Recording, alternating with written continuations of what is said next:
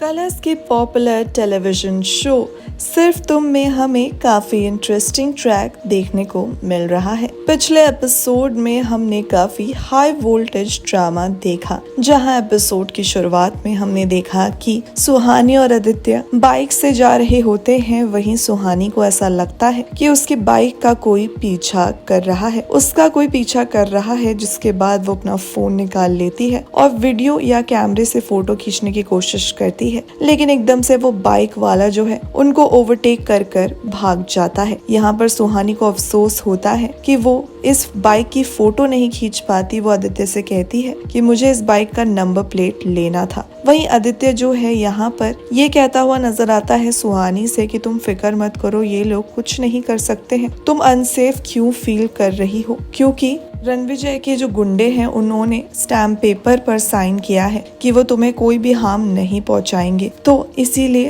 तुम्हें unsafe feel होने की कोई भी जरूरत नहीं है। लेकिन सुहानी फिर भी बहुत ज्यादा बुरा फील करती है। दोनों जाते हैं और अपनी क्लास जो है उसे अटेंड करते हैं। दूसरी तरफ हम ये देखते हैं कि सुहानी के घर वाले जो है बात करते हुए नजर आते हैं और काफी ज्यादा परेशान होते हैं सुहानी को लेकर और उसके परेशानियों के बारे में बात कर रहे होते हैं। वहीं यहाँ पर रणवीर का भी जिक्र होता है। सुहानी के घर वालों को लगता है कि दिन पर दिन रणवीर और सुहानी की एक होने की जो उम्मीद है वो कम होती जा रही है और दूर होती जा रही है। जिसके बाद हम ये देखेंगे कि सुहानी और आदित्य क्लास अटेंड करने के बाद बाइक में वापस घर आने की कोशिश करते हैं, लेकिन बीच में ही एक बार फिर उन्हें कई सारे गुंडे मिल जाते हैं जो बाइक पर सवार होते हैं। यहाँ पर वो सारे गुंडे मिलकर आदित्य को बहुत ज्यादा मारते हैं और जब वो आदित्य को मारते हैं तो सुहानी काफी ज्यादा डर जाती है। वो आस पड़ोस के लोगों से चीखती है, चिल्लाती है और उनसे मदद मांगने की कोशिश करती है, लेकिन गुंडों को देखकर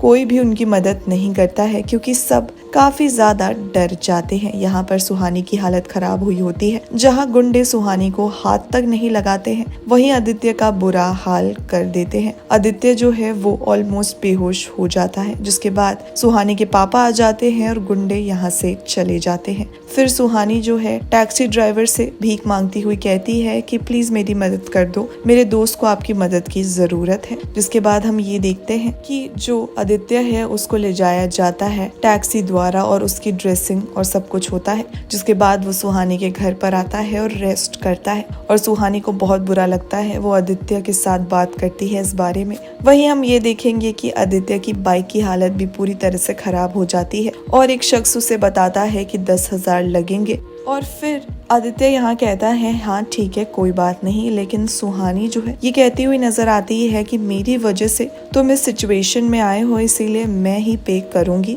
लेकिन आदित्य जो है सुहानी से बहस करने लग जाता है, लेकिन सुहानी भी उसे पे करने नहीं देती और कहती है कि ये सब हम पर छोड़ दो। आदित्य की हालत देखकर सुहानी को बहुत बुरा लगता है और वहीं आगे हम ये भी देखते हैं कि सुहानी जो है आदित्य से उसके पेरेंट्स के बारे में पूछताछ करने की कोशिश करती है, लेकिन आदित्य जो है इस चीज को छुपाता है और कुछ कहता नहीं है। जिसके बाद सुहानी 1 बाय 1 आदित्य से कई सारे क्वेश्चंस पूछने लग जाती है और आदित्य गलती से अपने मुंह से कह देता है कि वो इस दुनिया में नहीं है। जिसके बाद सुहानी शॉक्ड रह जाती है, लेकिन सुहानी जो है आदित्य से ये कहती है कि जब तुम कल रात को सो रहे थे तो मैं तुम्हारे कमरे में आई थी और मैंने तुम्हारी डायरी जो है उसे पढ़ लिया था। मैंने ये पढ़ लिया था कि कैसे तुम्हारे मॉम डैड की डेथ हुई एक कार एक्सीडेंट में। और यहाँ पर आदित्य काफी ज्यादा इमोशनल हो जाता है। वहीं सुहानी भी, उसके भी आंखों में आंसू आ जाते हैं आदित्य की ये सैड स्टोरी सुनकर। आदित्य और सुहानी दोनों अच्छे दोस्त तो हैं, लेकिन इस इंसिडेंट के बाद दोनों और भी ज्यादा करीब आ चुके हैं। दोनों की फ्रेंडशिप बहुत ज्यादा स्ट्रॉन्ग होती हुई नजर आ रही है।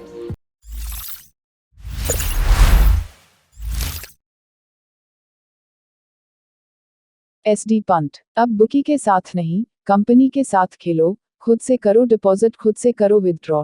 ना कोई रूल्स ना कोई लिमिट। 24/7 कस्टमर सर्विस के साथ।